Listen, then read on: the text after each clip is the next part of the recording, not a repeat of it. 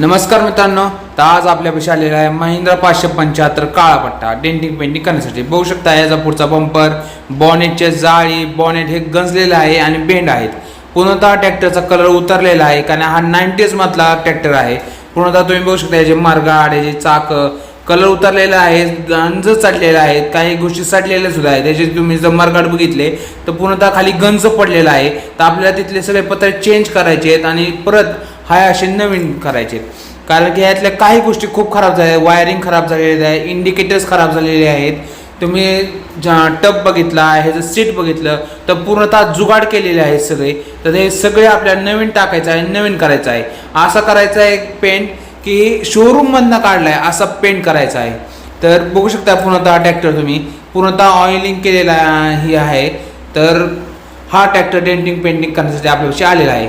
तर हा पार्ट 1 आहे. पार्ट 2 साठी फॉलो आणि कमेंट करा.